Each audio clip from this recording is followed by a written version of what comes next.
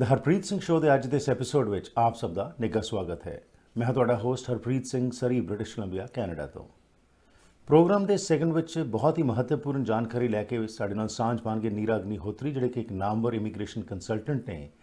ਅਤੇ ਅੱਜ ਅਸੀਂ ਇਹਨਾਂ ਨਾਲ ਗੱਲਬਾਤ ਕਰਾਂਗੇ ਕਿ ਕੈਨੇਡਾ ਦੇ ਵਿੱਚ ਜੇਕਰ ਤੁਸੀਂ ਆਉਣਾ ਚਾਹ ਰਹੇ ਹੋ ਇਸ ਸਮੇਂ, ਤਾਂ ਬੈਕਲੌਗ ਜੋ ਹੈ ਉਸ ਦਾ ਕੀ ਅਸਰ ਪੈ ਰਿਹਾ ਹੈ, ਕਿਹੜੇ ਜੋ ਸਿਸਟਮ ਹੈ ਉਸ ਦੇ ਅੰਡਰ ਤੁਸੀਂ ਇੱਥੇ ਆ ਸਕਦੇ ਹੋ। ਹੁਣ ਖਾਸ ਤੌਰ 'ਤੇ ਸਟੂਡੈਂਟਸ ਜਿਹੜੇ ਵਿਦਿਆਰਥੀ ਇੱਥੇ ਆ ਰਹੇ ਨੇ ਕਿ ਉਹਨਾਂ 'ਤੇ ਰੋਕ ਲੱਗ ਰਹੀ ਹੈ, ਪੈਂਡੇਮਿਕ ਖਤਮ ਵਰਚੁਅਲੀ ਹੋ ਰਿਹਾ ਹੈ, ਲੇਕਿਨ ਉਸ ਦੇ ਬਾਵਜੂਦ ਸੁਣਨ ਨੂੰ ਮਿਲ ਰਿਹਾ ਹੈ ਕਿ ਬਹੁਤ ਸਾਰੀਆਂ ਲੰਮੀਆਂ ਕਤਾਰਾਂ ਨੇ। ਸੋ ਕੀ ਹੈ ਲੇਟੈਸਟ, ਆਓ ਇਸ ਬਾਰੇ ਗੱਲਬਾਤ ਕਰਦੇ ਹਾਂ ਨੀਰਾ ਅਗਨੀਹੋਤਰੀ ਨਾਲ। Neera ji, good evening, welcome to the program. Good evening, Harpreet ji. Thank you for having me again. Thank you. So Neera ji, ਕੀ ਚੱਲ ਰਿਹਾ ਜੀ ਕੈਨੇਡਾ ਦੇ ਇਮੀਗ੍ਰੇਸ਼ਨ ਸਿਸਟਮ ਦੇ ਵਿੱਚ? ਜੋ ਸਰਕਾਰੀ ਖਬਰਾਂ ਆ ਰਹੀਆਂ ਉਸ ਦੇ ਮੁਤਾਬਿਕ ਕਿਹਾ ਜਾ ਰਿਹਾ ਕਿ 2 ਮਿਲੀਅਨ ਲੋਕਾਂ ਦੀ ਬੈਕਲੌਗ ਹੈਗੀ ਹੈ। ਸੋ ਕੀ ਲੇਟੈਸਟ ਕੀ ਹੈਗਾ? Latest ki hai 2 million nu shaddo. We're about 3 million in backlog at the moment. Jo numbers ho keh rahe hai, jo every day they are rising.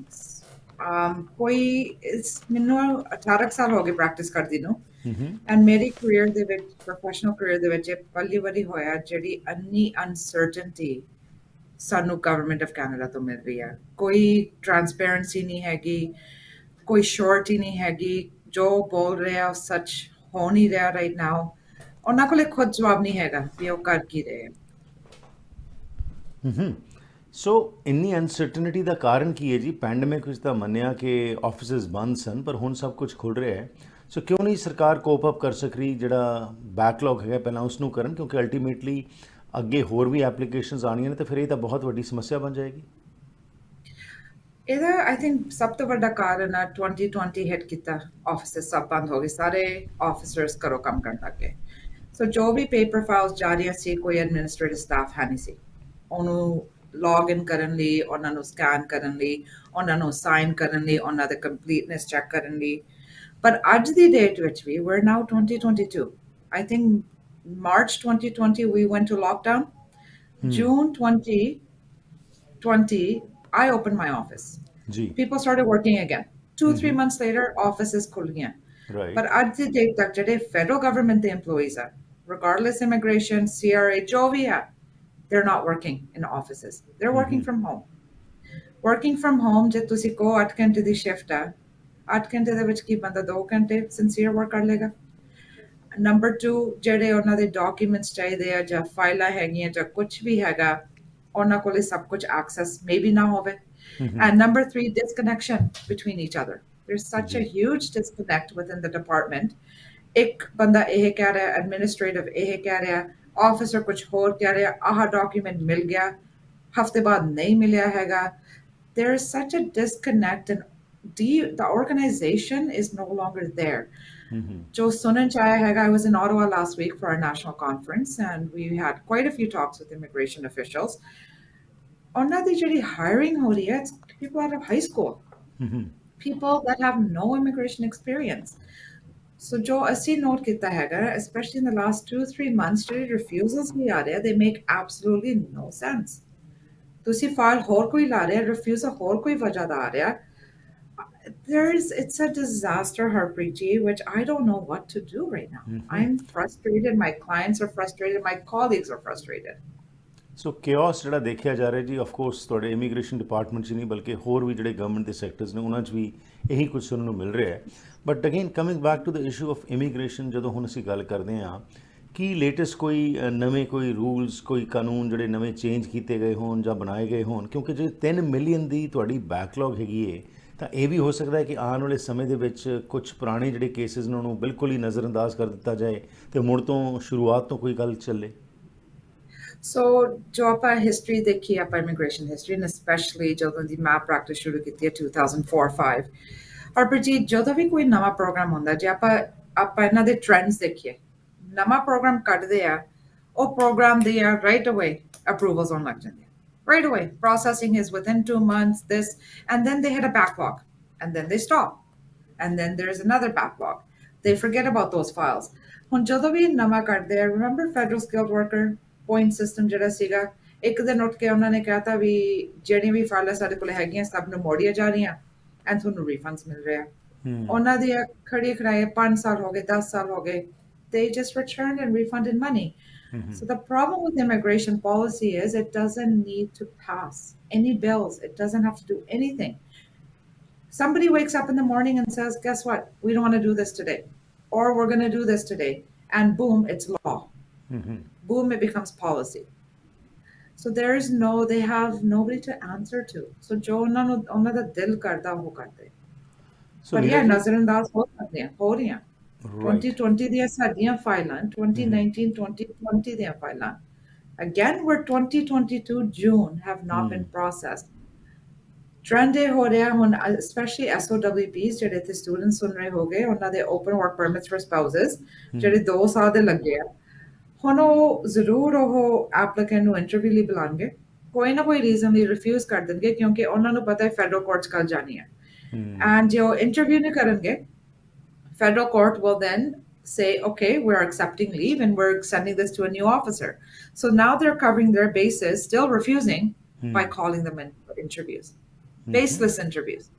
No point in this interview. And refusal reasons make no sense. No sense. But then again, ਜਿਹੜਾ refusal ਹੁੰਦਾ ਤੁਸੀਂ ਉਸ ਨੂੰ counter ਕਰਦੇ ਹੋ again ਉਹ time frame ਦੇ ਵਿੱਚ ਕਈ ਵਾਰ ਜਿਹੜਾ ਹੈਗਾ end result is negative for the client. Exactly. So ਜਦੋਂ ਆਪਾਂ counter ਕਰਦੇ we call that a reconsideration. So ਆਪਣੇ ਕੋਲੇ usually reconsideration ਲਈ 3 ਦਿਨ ਹੁੰਦੇ after refusal. ਪਰ ਜਿਹੜੀ ਅਸੀਂ reconsideration ਭੇਜ ਰਹੇ ਹਾਂ ਜਾਂ lawyer ਵੀ ਭੇਜਦਾ ਕੋਈ ਵੀ ਭੇਜਦਾ ਉਹਦਾ the officer doesn't have to look at it.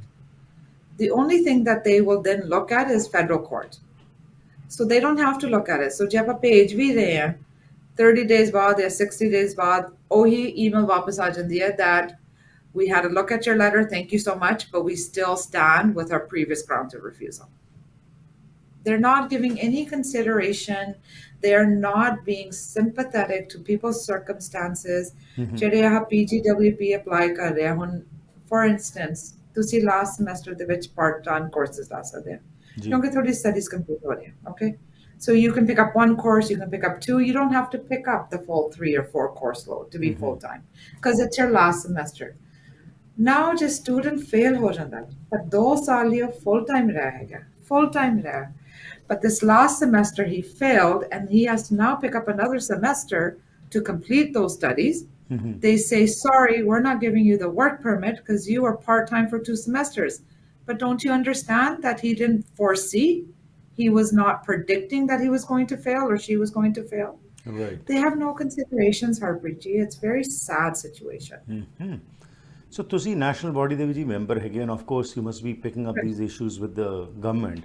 So, ਉਤਲੇ ਲੈਵਲ ਦੇ ਉੱਤੇ ਜਿਹੜਾ ਗਵਰਨਮੈਂਟ ਲੈਵਲ ਤੇ ਕੀ ਕੁਝ ਉੱਥੋਂ ਰਿਸਪੌਂਸ ਆ ਰਿਹਾ ਤੁਹਾਨੂੰ ਜਾਂ ਉੱਥੇ ਵੀ ਜਿਹੜਾ ਹੈਗਾ ਇਸ ਨੂੰ ਜਸਟ ਟਾਲਿਆ ਮੋਲਿਆ ਜਾ ਰਿਹਾ? So ਸਾਨੂੰ ਕਿਵੇਂ response ਆ ਜਾਂਦਾ we're working on it, we know, we understand, we're focused now. First focus was COVID, second focus came Afghanistan, third focus came now Ukraine, fourth focus is now we have too much of a backlog. So these are their excuses. But now when on an announced karta there's a new TR to PR coming out. We are resuming express entry draws, but a resumption on express entry FSW. They're going to be able to pick and choose new invitation jani hai. So it's no longer be sort of point cutoff 470 hai. 470 point cutoff sort of called 474 thonu automatic invitation aayegi. Invitation tahi aayegi agar tusi ho top list of occupation cha. Okay. This is for FSW, not for CEC. So now they're taking that into their own control. Right? So they're trying to control everything and their job is we're working on it. We've hired an additional 30% officers and we acknowledge it, but what are you doing about it? But that result is not seen on the ground and people are suffering from that.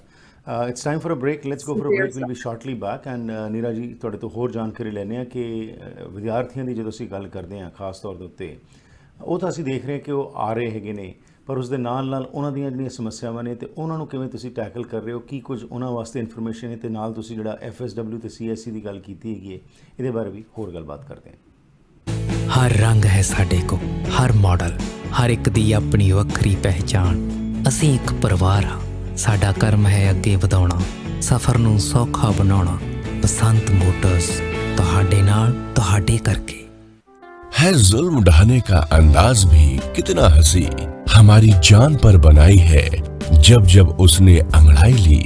कभी खामोश रहते हैं, कभी शोर होता है।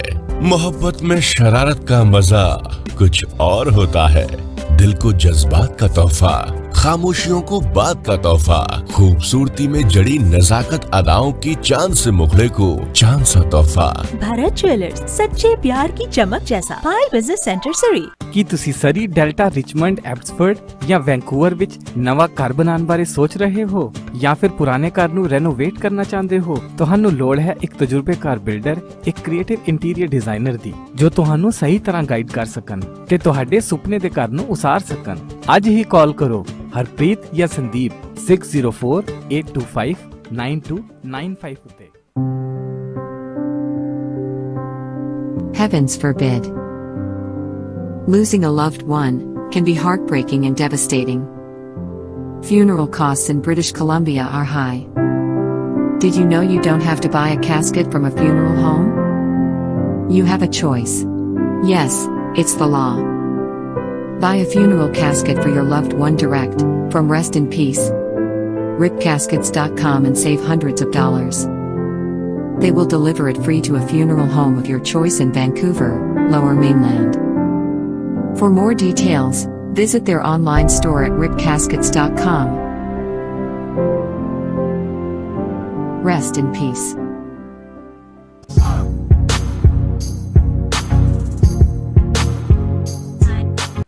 ਸ਼ਾਮਲ ਹੋ ਤੁਸੀਂ ਦਾ ਹਰਪ੍ਰੀਤ ਸਿੰਘ ਸ਼ੋਅ ਵਿੱਚ ਜੀ। ਤੇ ਅੱਜ ਦੇ ਇਸ ਪ੍ਰੋਗਰਾਮ ਵਿੱਚ ਨੀਰਾ ਅਗਨੀਹੋਤਰੀ ਜੀ ਸਾਡੇ ਨਾਲ ਗੱਲਬਾਤ ਕਰ ਰਹੇ ਨੇ ਤੇ ਨੀਰਾ ਅਗਨੀਹੋਤਰੀ ਜੀ ਹੀ ਇਸ ਪ੍ਰੋਗਰਾਮ ਨੂੰ ਹਰ ਰੋਜ਼ ਸਪਾਂਸਰ ਕਰਦੇ ਨੇ।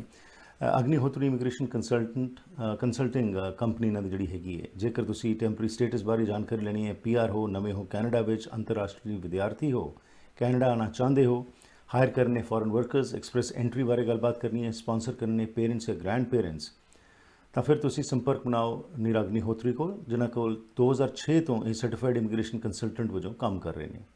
ਜਿੱਥੇ ਇਹ ਤੁਹਾਨੂੰ ਓਨੈਸਟ ਤੇ ਰਿਲਾਇਬਲ ਇਨਫੋਰਮੇਸ਼ਨ ਦੇਣਗੇ, ਉਸ ਦੇ ਨਾਲ ਨਾਲ ਇਹਨਾਂ ਦਾ ਐਕਸਪੀਰੀਅੰਸ ਬਹੁਤ ਹੈਗਾ ਤੇ ਨਾਲ ਇਹ ਵਿਦਿਆਰਥੀਆਂ ਨੂੰ ਯੂਨੀਵਰਸਿਟੀਜ਼ ਵਿੱਚ ਵੀ ਪੜ੍ਹਾਉਂਦੇ ਨੇ ਜਿਨ੍ਹਾਂ ਨੇ ਇਮੀਗ੍ਰੇਸ਼ਨ ਦੀ ਫੀਲਡ ਵਿੱਚ ਆਉਣਾ ਹੋਏ। ਹੋਰ ਜਾਣਕਾਰੀ ਲਈ ਕਾਲ ਕਰੋ 604 597 2284 604 597 2284।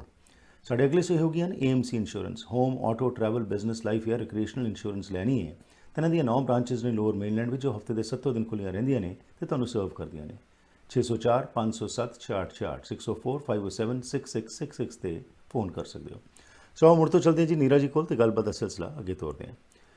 सो नीरा जी तुसी जिस तरह ब्रेक तो पहला कहा कि एक समस्या बनी पई है, बैकलॉग्स है बट गवर्नमेंट वालों अश्योरेंसिस दित्तियां जा रही बट ग्राउंड के उत्ते कंक्रीट कोई रिजल्ट नज़र नहीं आ रहा। Now if this backlogs keep on increasing, लोग ਜਿਹੜੇ ਇੱਥੇ ਆ ਰਹੇ ਨੇ ਖਾਸ ਤੌਰ 'ਤੇ ਜਿਹੜੇ ਵਿਜ਼ਟਰਸ ਆਉਂਦੇ ਨੇ ਇੱਥੇ, ਉਹ ਵੀ ਵੇਖਣ ਨੂੰ ਮਿਲ ਰਿਹਾ ਕਿ ਉਹ ਇੱਥੇ ਫਿਰ ਵਰਕ ਪਰਮਿਟ ਲਈ ਅਪਲਾਈ ਕਰ ਦਿੰਦੇ ਨੇ ਇਨ ਦਾ ਐਕਸਪੈਕਟੇਸ਼ਨ ਕਿ ਜੀ ਉਹਨਾਂ ਨੂੰ ਪੱਕੇ ਤਾਂ ਹੋ ਹੀ ਜਾਣਾ ਹੈ। ਥੋੜ੍ਹਾ ਜਿਹਾ ਉਸ ਸੰਬੰਧੀ ਸਾਨੂੰ ਦੱਸੋ ਕਿ ਜਿਹੜੇ ਲੋਕ ਇੱਥੇ ਐਜ਼ ਵਿਜ਼ਟਰਸ ਆਉਂਦੇ ਹੈਗੇ ਨੇ ਉਸ ਤੋਂ ਬਾਅਦ ਵਰਕ ਪਰਮਿਟ ਲੈ ਲੈਂਦੇ ਨੇ ਤੇ ਇਹ ਆਸ ਨਾਲ ਕਿ ਜੀ ਅਸੀਂ ਤਾਂ ਪੱਕੇ ਹੋ ਹੀ ਜਾਣਾ, ਪੈਸੇ ਵੀ ਉਹ ਖਰਚ ਰਹੇ ਹੈਗੇ ਨੇ, 50-60 ਹਜ਼ਾਰ ਡਾਲਰ ਖਰਚ ਰਹੇ ਨੇ, ਕੀ ਯਕੀਨੀ ਹੈਗਾ ਕਿ ਉਹ ਪੱਕੇ ਹੋ ਜਾਣਗੇ ਇੱਥੇ ਜਾਂ ਉਹਨਾਂ ਨੂੰ ਵੀ ਪ੍ਰੋਬਲਮਸ ਦਾ ਸਾਹਮਣਾ ਕਰਨਾ ਪੈ ਸਕਦਾ ਹੈ? ਅੱਜ ਦੇ ਟਾਈਮ ਦੇ ਵਿੱਚ ਪ੍ਰੋਬਲਮ ਦਾ ਸਾਹਮਣਾ ਹੈਗਾ ਕਿਉਂਕਿ unless you have education, English background, ਤੁਸੀਂ ਕੁਆਲੀਫਾਈ ਨਹੀਂ ਕਰਦੇ। ਓਕੇ, ਬਟ ਜੋ ਉਹਨਾਂ ਨੇ ਅਨਾਉਂਸਮੈਂਟ ਕੀਤੀ ਹੈਗੀ ਆ and what the talks are ਵੀ ਜਿਹੜੇ ਇੱਥੇ ਹੈਗੇ ਆ ਵਰਕਰਸ ਆਲਰੇਡੀ, ਕਿਉਂਕਿ ਬਾਹਰੋਂ ਤਾਂ ਕੋਈ ਆਇਆ ਨਹੀਂ ਕਿੰਨੇ ਸਾਲਾਂ ਤੋਂ। It's been years since we've head N FSW ਡਰਾ। economic ਆਪਣੀ ਜਿਹੜੀ ਹੈਗੀ ਇਮੀਗ੍ਰੇਸ਼ਨ ਇਜ਼ ਸਫਰਿੰਗ, ਰਾਈਟ। ਆਪਾਂ refugees keep coming in, students ਵੀ ਥੋੜੇ ਜਿਹੇ I think slow ਹੋਏ ਆ, workers we are not coming as fast unless you are in the top occupations, ਉਹਨਾਂ ਦੀਆਂ ਫਾਈਲਾਂ ਵੀ ਸਟਕ ਹੈਗੀਆਂ। ਜੋ ਇਹ ਗੱਲ ਕਰ ਰਹੇ ਆ ਵੀ ਜਿਹੜੇ ਸਾਡੇ ਕੋਲੇ ਹੁਣ ਇੱਥੇ ਬੰਦੇ ਹੈਗੇ ਆ, how do we make them permanent residents? ਪਰ ਮੈਨੂੰ ਇਹ ਪਤਾ ਹੈਗਾ ਜਿਹੜਾ ਇੰਗਲਿਸ਼ ਰਿਕੁਆਇਰਮੈਂਟ ਹੋ ਗਈ ਆਪਣੀ, ਮੇਬੀ ਐਜੂਕੇਸ਼ਨ ਰਿਕੁਆਇਰਮੈਂਟ, ਉਹ ਹਟਾਈ ਨਹੀਂ ਜਾਏਗੀ, ਰਾਈਟ। ਉਹ ਹਟਾਈ ਨਹੀਂ ਜਾਏਗੀ but I know that they're looking at some pathways ਜਿਹਦੇ ਵਿੱਚ ਜਿਹੜੇ ਆਲਰੇਡੀ ਇੱਥੇ ਕੰਮ ਕਰ ਰਹੇ ਹੈਗੇ ਉਹਨਾਂ ਨੂੰ ਕਿਵੇਂ PR ਦੇਣੀ ਚਾਹੀਏ। Okay, so basically let's take N example. ਇੱਕ ਵਿਜ਼ਟਰ ਇੱਥੇ ਆਇਆ, ਉਹਨੇ ਵਰਕ ਪਰਮਿਟ ਲਈ ਅਪਲਾਈ ਕੀਤਾ, ਉਹਨੂੰ ਮਿਲ ਗਿਆ, LMI ਲੈ ਲਿਆ ਉਹਨੇ, ਉਸ ਤੋਂ ਬਾਅਦ ਕੰਮ ਕਰਨਾ ਸ਼ੁਰੂ ਕਰ ਦਿੱਤਾ। ਸਾਲ ਦਾ ਸਪੋਜ਼ ਹੈਗਾ ਜਾਂ 2 ਸਾਲ ਦਾ ਹੈਗਾ, ਉਸ ਤੋਂ ਬਾਅਦ ਜਦੋਂ ਖਤਮ ਹੋਣਾ ਹੈ ਕਿ ਉਸ ਸਮੇਂ ਉਹਨਾਂ ਨੂੰ ਟੈਸਟ ਦੇਣਾ ਪੈਣਾ ਇੰਗਲਿਸ਼ ਦਾ, ਤਦ ਜੇ ਉਹ ਕੁਆਲੀਫਾਈ ਕਰਦੇ ਨੇ ਤਦ ਉਹ ਫਰਦਰ ਉਹਨਾਂ ਦੀ PR ਵਾਸਤੇ ਫਾਈਲ ਜਾਏਗੀ।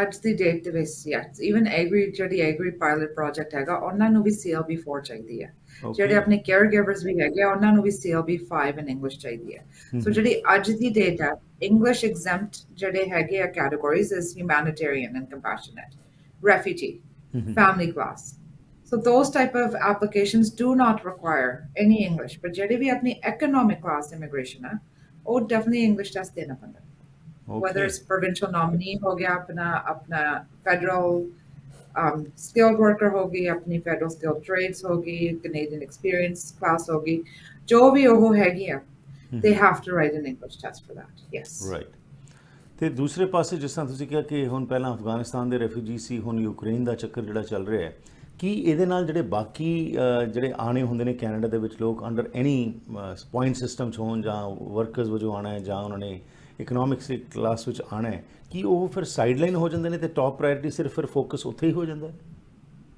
100% immigration ਦਾ ਇਹ this is a bad point and negative point for immigration ਜਿਹੜਾ ਵੀ ਕੁਝ ਨਵਾਂ ਖੁੱਲਦਾ ਜੋ ਵੀ ਉਹ ਕੁਝ ਨਵਾਂ ਦੇਖਦੇ ਫੋਕਸ ਉੱਧਰ ਚੱਲ ਜਾਂਦਾ resources ਉੱਥੇ ਲੱਗ ਜਾਂਦੀਆਂ ਸੋ ਜਿਹੜਾ ਆਮ ਬੰਦਾ ਹੈਗਾ ਜਿਹੜਾ ਪੂਲ ਦੇ ਵਿੱਚ ਹੈਗਾ ਜਿਹਦੀ ਫਾਈਲ ਇਨ ਪ੍ਰੋਸੈਸ ਹੈਗੀ ਆ Harperji, I've won 3 or 4 appeals last year in 2020 ਜੀ and 2021 ਹਜੇ ਤੱਕ ਮੈਨੂੰ ਇਮੀਗ੍ਰੇਸ਼ਨ ਤੋਂ ਇਨਸਟਰਕਸ਼ਨਸ ਨਹੀਂ ਆਏ ਵੀ ਜਿਹੜੇ ਤੁਸੀਂ ਵਿਨ ਕੀਤੇ ਹੈਗੇ ਉਹਨਾਂ ਦੇ ਪੇਪਰ ਸਾਨੂੰ ਅੱਗੇ ਕਰੋ okay and this is family class sponsorships family class whether it's a spouse or whether it's a parent immigration here the IRB the tribunal has approved it overturned the decision but now Immigration Canada ਜਿਹੜੀ office is responsible ਉਹਨਾਂ ਦੇ further instructions ਨਹੀਂ ਕੋਈ ਆਏ ਹੈਗੇ 2 ਸਾਲ ਤੋਂ ਉੱਤੇ ਹੋ ਗਏ now you tell me what is going on here like what do we do and ਅਸੀਂ ਉਹਨਾਂ ਨੂੰ ਪੁੱਛੇ ਵੀ what is going on instructions ਭੇਜੋ no response they don't know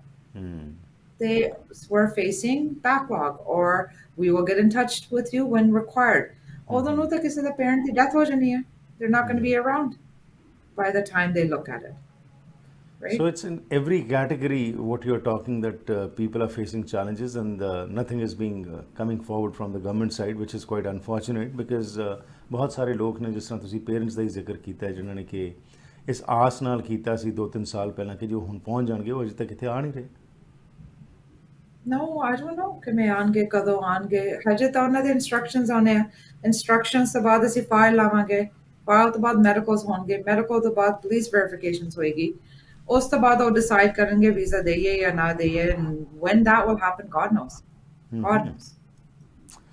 ਇਸੇ ਤਰੀਕੇ ਨਾਲ ਜੀ ਇਹ ਵੀ ਸੁਣਨ ਨੂੰ ਮਿਲ ਰਿਹਾ ਬਾਇਓਮੈਟ੍ਰਿਕਸ ਵੀ ਲੋਕਾਂ ਦੇ ਹੋ ਚੁੱਕੇ ਨੇ ਬੜੇ ਸਾਲ ਡੇਢ 2 ਸਾਲ ਹੋ ਗਏ ਨੇ ਉਹ ਵੇਟ ਕਰ ਰਹੇ ਨੇ ਉਹਨੂੰ ਪਤਾ ਹੀ ਨਹੀਂ ਕਿ ਅੱਗੇ ਫਿਊਚਰ ਕੀ ਕਿਸ ਤਰੀਕੇ ਨਾਲ ਉਹਨੇ ਹੈਂਡਲ ਕਰਨਾ ਕਿਸ ਨਾਲ ਸੰਪਰਕ ਕੀਤਾ ਜਾਏ ਜਿਹੜੇ ਬਾਇਓਮੈਟ੍ਰਿਕਸ ਹੁੰਦੇ ਹਨ ਜੋ ਸੁਣ ਰਹੇ ਆ ਇਹ ਗੱਲ ਸਮਝੋ ਬਾਇਓਮੈਟ੍ਰਿਕਸ ਇਜ਼ ਨੈਸੈਸਰੀ ਤੁਹਾਡੀ ਫਾਈਲ ਲੱਗੀ ਤੁਹਾਨੂੰ ਇੱਕ ਦਿਨ ਜਾਂ ਹਫਤੇ ਦੇ ਵਿੱਚ ਬਾਇਓਮੈਟ੍ਰਿਕਸ ਇਨਸਟਰਕਸ਼ਨਸ ਆ ਜਾਂਦੇ okay unless it's found fast so that doesn't ਜਦੋਂ ਤੁਹਾਡੇ ਬਾਇਓਮੈਟ੍ਰਿਕਸ ਹੋ ਜਾਂਦੇ ਉਹਦਾ ਇਹ ਮਤਲਬ ਨਹੀਂ ਹੈਗਾ ਵੀ ਤੁਹਾਡੀ ਫਾਈਲ ਇਨ ਪ੍ਰੋਸੈਸ ਹੈ ਇਟਸ ਆਟੋਮੇਟਡ ਫਾਈਲ ਲੱਗੀ ਇਨਸਟਰਕਸ਼ਨ ਲੈਟਰ ਆਟੋਮੈਟਿਕ ਪੋਪੂਲੇਟ ਹੋ ਕੇ ਤੁਹਾਨੂੰ ਪਹੁੰਚ ਜਾਂਦਾ ਸੋ ਬਾਇਓਮੈਟ੍ਰਿਕਸ ਹੋਣ ਦੇ ਨਾਲ is not a big deal ਤੁਸੀਂ ਕਿਤੇ ਇੱਥੇ ਆਨ ਦੇ ਨੇੜੇ ਨਹੀਂ ਪਹੁੰਚੇ ਹੈਗੇ you are just a part of stage 1 process okay ਇਹ ਤੁਸੀਂ thanks for clarifying this point because ਬਹੁਤ ਸਾਰੇ ਵਾਰੀ ਲੋਕ ਇਹੀ ਕਹਿੰਦੇ ਜੀ ਸਾਡੇ ਤਾਂ ਬਾਇਓਮੈਟ੍ਰਿਕਸ ਹੋ ਚੁੱਕੇ ਹੈਗੇ ਨੇ ਤੇ ਸਾਨੂੰ ਕੋਈ ਅੱਗੇ ਫਰਦਰ ਰਿਸਪੌਂਸ ਨਹੀਂ ਆ ਰਿਹਾ ਸੋ ਦਿਸ ਇਜ਼ ਆਟੋਮੇਟਡ ਜਿਸ ਤਰ੍ਹਾਂ ਤੁਸੀਂ ਕਿਹਾ ਇਟਸ ਐਨ ਆਟੋਮੈਟਿਕ 100% ਜੀ ਹੁਣ ਗੱਲਬਾਤ ਕਰੀਏ ਥੋੜੀ ਜੀ ਕਿ ਜਿਹੜੇ ਬੰਦਿਆਂ ਨੇ ਇੱਥੇ ਆਉਣਾ ਹੈਗਾ ਜੀ ਹੁਣ ਖਾਸ ਤੌਰ ਤੇ ਜਦੋਂ ਅਸੀਂ ਜਿਹੜੇ ਕਹਿੰਦੇ ਆ ਇਕਨੋਮਿਕ ਕਲਾਸ ਦੇ ਵਿੱਚ ਜਿਹੜੇ ਪੁਆਇੰਟਸ ਬੇਸਿਸ 'ਤੇ ਇੱਥੇ ਆਉਂਦੇ ਨੇ ਉਹ ਤਾਂ ਲੰਮੀਆਂ ਕਤਾਰਾਂ 'ਚ ਖਲੋਤੇ ਉਹਨਾਂ ਨੂੰ ਪਤਾ ਹੀ ਨਹੀਂ ਕਈਆਂ ਦਾ ਸੁਣਿਆ 3-3 4-4 ਸਾਲ ਹੋ ਗਏ ਜੀ ਉਹਨਾਂ ਦਾ ਪਤਾ ਹੀ ਨਹੀਂ ਕਿ ਅੱਗੇ ਕੀ ਹੋਣਾ ਹੈ ਸੋ ਸਪੈਸੀਫਿਕਲੀ ਜਿਹੜੇ ਪੁਆਇੰਟ ਸਿਸਟਮ 'ਤੇ ਇੱਥੇ ਆਉਣਾ ਚਾਹੁੰਦੇ ਨੇ ਉਹਨਾਂ ਨੂੰ ਕੀ ਕੋਈ ਤਰਜੀਹ ਦਿੱਤੀ ਜਾ ਰਹੀ ਹੈ ਜਾਂ ਨਹੀਂ ਦਿੱਤੀ ਜਾ ਰਹੀ ਉਹਨਾਂ ਨੇ ਪਿੱਛੇ ਜੇ ਕਿਹਾ ਸੀ ਇਹਨਾਂ ਦੀ ਪ੍ਰੋਸੈਸਿੰਗ ਟਾਈਮ ਜਿਹੜਾ 6 ਮੰਥਸ ਪ੍ਰੋਮਿਸ ਕੀਤਾ ਗਿਆ ਸੀ ਉਹਦਾ ਕਦੋਂ ਦਾ ਖਤਮ ਹੋ ਗਿਆ 6 ਮੰਥਸ ਤਾਂ ਤੁਸੀਂ ਛੱਡੋ ਜੀ it's about a 3-year process period ਨਾ for express entry FSW so ਜਿਨ੍ਹਾਂ ਦੀ ਫਾਈਲਾਂ ਲੱਗੀਆਂ ਹੋਈਆਂ ਇਨਵੀਟੇਸ਼ਨਸ ਆਇਆ ਤੁਸੀਂ file complete second stage wali file la deti hai you're looking at anywhere from 18 months to 3 years before you come je hona band karta hu by then yeah right So I'm sorry to be like the I can bearer feel the of bad frustration that you are going through because of all this ਕਿ ਸਾਰਾ ਜੋ ਇਸ ਸਮੇਂ ਸਾਰਾ ਹੀ ਟੋਰਪੀਡੋ ਹੋਇਆ ਪਿਆ system. ਬਹਰਹਾਲ Yeah. ਇੱਕ ਛੋਟੀ ਜਿਹੀ ਬ੍ਰੇਕ ਲੈਂਦੇ ਹਾਂ ਜੀ, ਬ੍ਰੇਕ ਤੋਂ ਬਾਅਦ ਵਾਪਸ ਆਨੇ ਨੀਰਾ ਜੀ, ਤੇ ਤੁਹਾਡੇ ਨਾਲ ਹੋਰ ਗੱਲਬਾਤ ਕਰਕੇ ਅਸੀਂ ਜਾਣਕਾਰੀ ਲੈਂਦੇ ਹਾਂ। ਥੋੜ੍ਹੀ ਜਿਹੀ ਸਾਨੂੰ ਦੱਸੋ ਕਿ ਇਹ ਤਾਂ ਹੋ ਗਈਆਂ ਜਿਹੜੇ ਨੈਗੇਟਿਵਿਟੀਜ਼ ਇਸ ਸਮੇਂ ਚੱਲ ਰਹੀਆਂ ਨੇ, ਲੇਕਿਨ ਕਿਸ ਤਰੀਕੇ ਨਾਲ ਜੇਕਰ ਕੋਈ ਇੱਥੇ ਆਉਣਾ ਚਾਹ ਰਿਹਾ ਹੁਣ, ਖਾਸ ਤੌਰ 'ਤੇ ਜਿਹੜੇ ਸਟੂਡੈਂਟਸ ਹੈਗੇ ਨੇ, ਉਹਨਾਂ ਨੂੰ ਕਿਹੜੀ ਚੀਜ਼ਾਂ ਦਾ ਧਿਆਨ ਰੱਖਣ ਦੀ ਲੋੜ ਹੈ? ਇੱਥੇ ਪਹੁੰਚ ਤਾਂ ਗਏ ਨੇ ਬਹੁਤ ਸਾਰੇ, ਲੇਕਿਨ ਉਹਨਾਂ ਦੀਆਂ ਵੀ ਬਹੁਤ ਸਾਰੀਆਂ ਸਮੱਸਿਆਵਾਂ ਹੈਗੀਆਂ ਜਿਨ੍ਹਾਂ ਨੂੰ ਕਿ ਤੁਸੀਂ ਹਰ ਰੋਜ਼ ਹੀ ਡੀਲ ਕਰਦੇ ਹੋ। So we'll talk about that in this last segment. ਐਸੀ ਥਾਂ ਹੁੰਦੀ ਹੈ ਜਿੱਥੇ ਹਰ ਕੋਈ ਆਪਣੀ ਨਿੱਜੀ ਜ਼ਿੰਦਗੀ ਦੇ ਸੁਨਹਿਰੀ ਪਲ ਯਾਦ ਰੱਖਦਾ ਹੈ। ਉਹ ਜਗ੍ਹਾ ਜਿੱਥੇ ਉਹ ਰਹਿੰਦਾ ਹੈ ਤੇ ਪਿਆਰ ਭਰਿਆ ਜੀਵਨ ਬਤੀਤ ਕਰਦਾ ਹੈ। ਇਹ ਗੱਲਾਂ ਤਾਂ ਹੀ ਪੂਰੀਆਂ ਹੁੰਦੀਆਂ ਨੇ ਜਦ ਕਿਸੇ ਜਗ੍ਹਾ ਨੂੰ ਸਜੇ ਹੋਏ ਘਰ 'ਚ ਬਦਲਿਆ ਜਾਵੇ। ਨਵੇਂ ਘਰਾਂ ਨੂੰ ਫਰੇਮਿੰਗ ਤੋਂ ਲੈ ਕੇ ਫਿਨਿਸ਼ਿੰਗ ਤੱਕ, ਡ੍ਰੇਪਰੀ, ਪੇਂਟਿੰਗਸ ਤੋਂ ਲੈ ਕੇ ਡੈਕੋਰੇਸ਼ਨ ਅਸੈਸਰੀਜ਼ ਤੱਕ, ਤੁਸੀਂ SK ਹੋਮ ਡਿਜ਼ਾਈਨਸ ਦੀਆਂ ਪ੍ਰੋਫੈਸ਼ਨਲ ਸਰਵਿਸਿਜ਼ ਲੈ ਕੇ ਆਪਣੇ ਸੁਪਨਿਆਂ ਦੇ ਘਰ ਨੂੰ ਹਕੀਕਤ 'ਚ ਬਦਲ ਸਕਦੇ ਹੋ। ਕੰਟੈਕਟ ਕਰੋ ਸੰਦੀਪ ਕੌਰ 6048259295। ਜੇ ਕਿਸੇ ਬਿਜ਼ਨਸਮੈਨ ਨੂੰ ਕੋਈ ਪਿਆਰ ਕਰਦਾ ਹੈ ਤਾਂ ਕੀ ਵਜ੍ਹਾ ਹੋ ਸਕਦੀ ਹੈ? ਸੁਖੀ ਬਾਟ ਮੋਟਰਸ ਦੇ ਓਨਰ ਸੁਖੀ ਬਾਟ ਨੂੰ ਵੇਖ ਕੇ ਇਹ ਗੱਲ ਸਮਝ ਆ ਜਾਂਦੀ ਹੈ। ਇੰਟੈਲੀਜੈਂਸ ਦਾ ਉਦਾਹਰਨ ਇਹ ਹੈ ਕਿ ਕਾਰ ਸੈਗਮੈਂਟ ਤੋਂ ਵੱਖ ਸੁਖੀ ਬਾਟ ਮੋਟਰਸ ਲੈ ਕੇ ਆਏ ਨੇ ਸਰੀ ਦਾ ਪਹਿਲਾ ਟਰੱਕ ਸੈਂਟਰ, ਜਿੱਥੇ ਤੁਹਾਡੇ ਲੋੜ ਦੇ ਹਿਸਾਬ ਨਾਲ ਤੁਹਾਨੂੰ ਲੋੜੀਂਦੇ ਟਰੱਕਸ ਬਾਰੇ ਗਾਈਡੈਂਸ ਦਿੱਤੀ ਜਾਂਦੀ ਹੈ।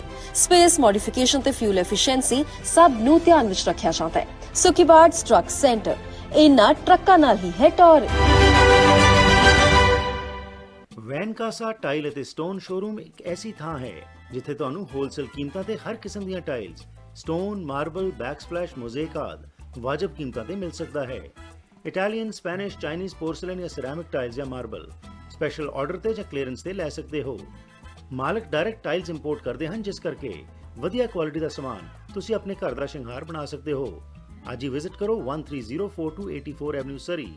ਪੰਜਾਬੀ ਹਿੰਦੀ ਵਿੱਚ ਗੱਲ ਕਰਨ ਲਈ ਕਾਲ ਕਰੋ 604 330 7363 604 330 7363।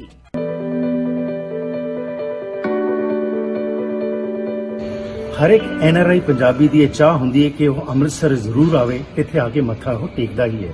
ਐਂਡ ਆਫ ਕੋਰਸ ਅੰਮ੍ਰਿਤਸਰ ਜੇ ਆਈਏ ਤੇ ਸ਼ਾਪਿੰਗ ਨਾ ਕਰੀਏ, ਇਹ ਤਾਂ ਆਫ ਕੋਰਸ ਸੰਭਵ ਹੀ ਨਹੀਂ ਹੈ।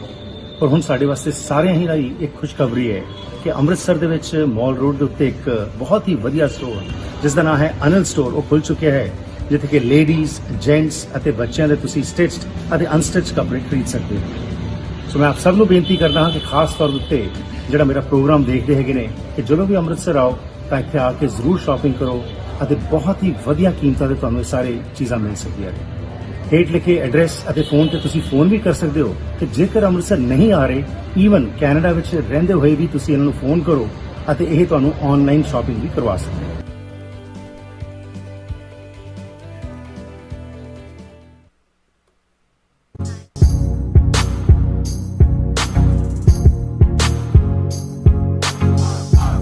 ਅੱਜ ਸਾਡੇ ਮਹਿਮਾਨ ਨੇ ਜੀ ਨੀਰਾ ਅਗਨੀਹੋਤਰੀ, ਤੇ ਗੱਲਬਾਤ ਚੱਲ ਰਹੀ ਕਿ ਕੈਨੇਡਾ ਦੇ ਵਿੱਚ ਜਿਹੜਾ ਇਮੀਗ੍ਰੇਸ਼ਨ ਬੈਕਲੌਗ ਹੈ ਉਸ ਦਾ ਕੀ ਅਸਰ ਪੈ ਰਿਹਾ ਹੈ।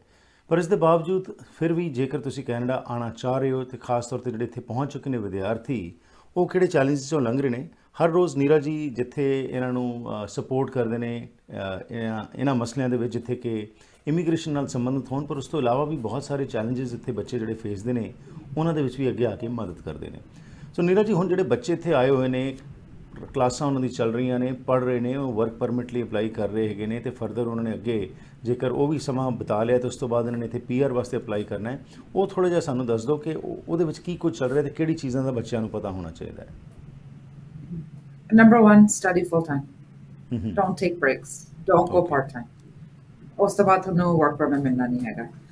So study full time, don't take breaks, work only your 20 hours that you're entitled to work. Schedule breaks ਦੇ ਵਿੱਚ of course ਤੁਸੀਂ full time ਕੰਮ ਕਰ ਸਕਦੇ ਹੋ। ਇਹ ਯਾਦ ਰੱਖਣਾ ਜਿਹੜਾ ਵੀ ਤੁਸੀਂ ਕੰਮ ਹੁਣ ਕਰ ਰਹੇ ਆ ਉਹ ਤੁਹਾਡੀ PR ਦੇ towards ਕਾਊਂਟ ਨਹੀਂ ਹੁੰਦਾ। Okay. PGWP ਮਿਲੇਗਾ ਤੁਹਾਨੂੰ Canadian experience class requires 1 year of work in a NOC ABO position, high skill position, ਜੇ ਤੁਸੀਂ express entry ਲਗਾਉਣੀ ਹੈ। ਜੇ ਤੁਸੀਂ provincial nominee ਲਗਾਉਣੀ ਹੈਗੀ, international students, it's no management positions are allowed now unless you have 2 years skilled experience. ਉਸ ਤੋਂ ਬਾਅਦ ਤੁਸੀਂ ਆਪਣਾ ਲਾ ਸਕਦੇ ਹੈਗੇ ਉਹਦੇ ਵਿੱਚ as management in PNP, BCPNP. So the main focus is your English. First focus is studying, completing studies. Ji. Your honestly and full time, and staying on that path. Number two is ensuring that you're eligible for PGWP. So ਜਿਹੜੀ eligibility ਹੈਗੀ ਆ ਉਹ right now ਬਹੁਤ strict ਹੈ, ਛੋਟੀ ਕੱਲ ਪਿੱਛੇ ਵੀ refusals ਆ ਰਹੇ ਆ। ਜਿਸ ਦਿਨ ਤੁਸੀਂ PGWP ਅਪਲਾਈ ਕਰ ਦਿੱਤਾ ਹੋਇਆ, ਤੁਹਾਡਾ ਜਿਹੜਾ work experience ਹੈ economic classes ਦੀ count ਕਰਨਾ ਸ਼ੁਰੂ ਹੋ ਜਾਂਦਾ, ਭਾਵੇਂ work permit 6 ਮਹੀਨੇ ਲਾ ਲਵੇ ਜਾਂ ਸਾਲ ਲਗਾ ਲਵੇ, it gets counted. So once that you're in that position, start working. कई बारी skilled job नहीं मिलता, so keep looking.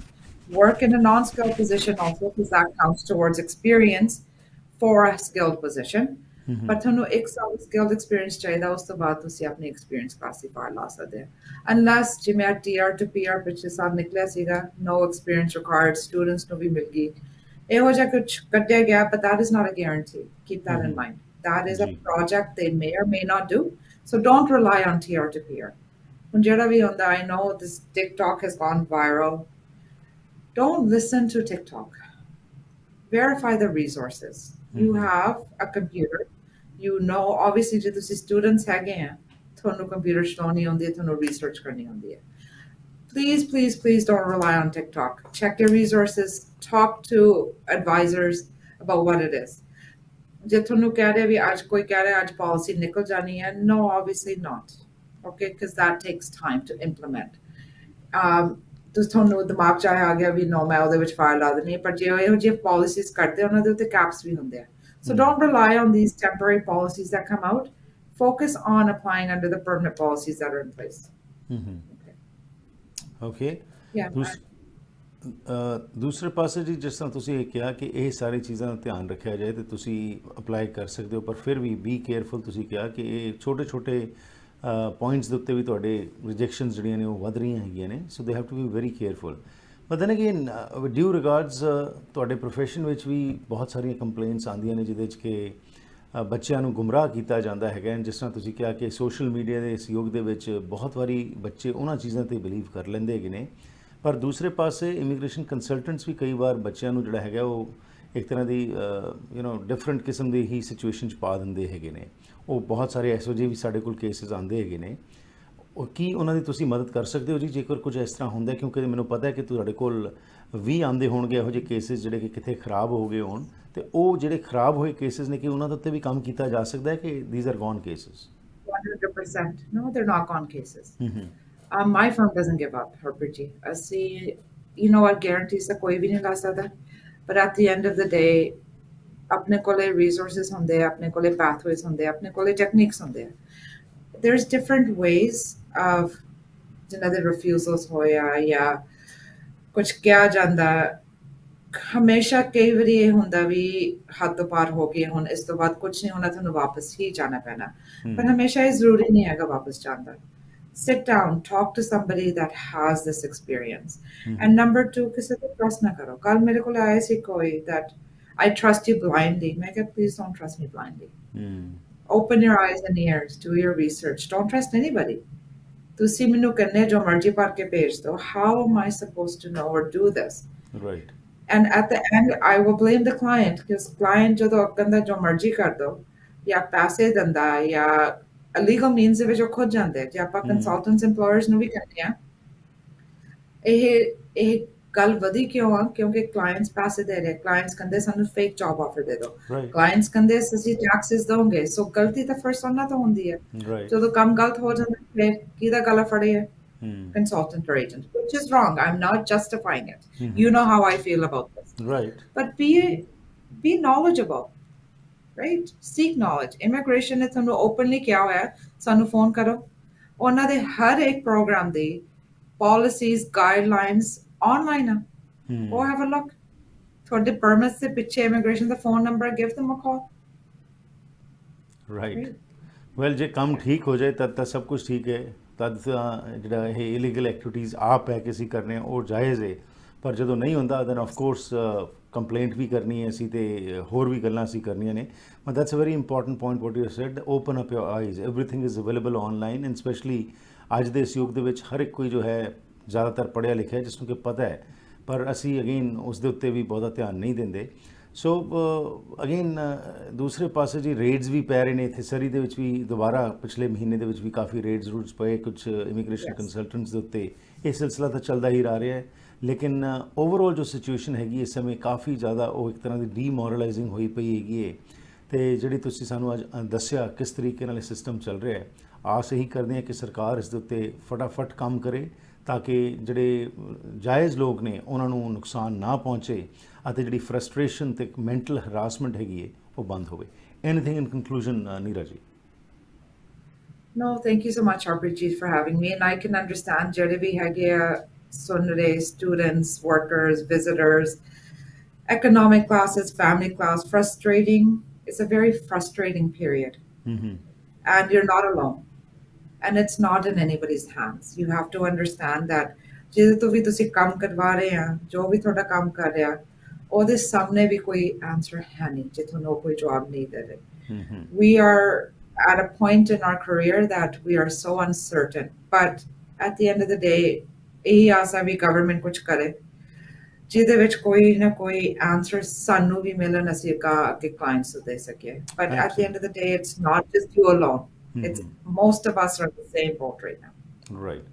ਨੀਰਾ ਜੀ, thank you very much. And ਇਹ ਇਨਫੋਰਮੇਸ਼ਨ ਜਿਹੜੀ ਤੁਸੀਂ ਸ਼ੇਅਰ ਕਰਦੇ ਹੋ ਇਸ ਨਾਲ ਦਰਸ਼ਕਾਂ ਨੂੰ ਜ਼ਰੂਰ ਬੈਨੀਫਿਟ ਹੁੰਦਾ ਹੈਗਾ ਜੀ। ਤੁਹਾਡਾ ਬਹੁਤ ਬਹੁਤ ਧੰਨਵਾਦ। Thank you for your time. Thank you so much, Harpreet. Thank you. Take care. ਸੋ ਇਹ ਸਨ ਨੀਰਾ ਅਗਨੀਹੋਤਰੀ ਜੀ, ਜਿਨ੍ਹਾਂ ਨੇ ਕਿ ਤੁਹਾਡੇ ਨਾਲ ਸਾਂਝ ਪਾਈ ਤੇ ਬਹੁਤ ਹੀ ਇੰਪੋਰਟੈਂਟ ਇਸ਼ੂ ਦੇ ਉੱਤੇ ਗੱਲਬਾਤ ਕੀਤੀ ਕਿ ਫਰਸਟ੍ਰੇਟਡ ਨਹੀਂ ਹੋਣਾ, ਬਲਕਿ ਮੈਂ ਤਾਂ ਇਹ ਕਹਿਣਾ ਹੈਗਾ ਕਿ ਜਿਹੜੇ ਸਾਡੇ ਇਲੈਕਟਿਡ ਰਿਪਰੈਜ਼ੈਂਟੇਟਿਵਸ ਹੈਗੇ ਨੇ, ਬਜਾਏ ਕਿ ਸਿਰਫ ਅਸੀਂ ਉਹਨਾਂ ਨੂੰ ਖਾਣ ਪੀਣ 'ਤੇ ਹੀ ਬੁਲਾਈਏ, ਉਹਨਾਂ ਦੇ ਉੱਤੇ ਪ੍ਰੈਸ਼ਰ ਪਾਈਏ ਕਿ ਉਹ ਪਾਰਲੀਮੈਂਟ ਵਿੱਚ ਜਾ ਕੇ ਇਹਨਾਂ ਮੁੱਦਿਆਂ ਉੱਤੇ ਗੱਲਬਾਤ ਕਰਨ। ਪਾਰਲੀਮੈਂਟ ਦੇ ਵਿੱਚ ਇਹ ਮੁੱਦੇ ਜੇਕਰ ਉਠਾਏ ਜਾਣਗੇ ਤਾਂ ਡੈਫੀਨਿਟਲੀ ਸਰਕਾਰ ਸੁਣੇਗੀ।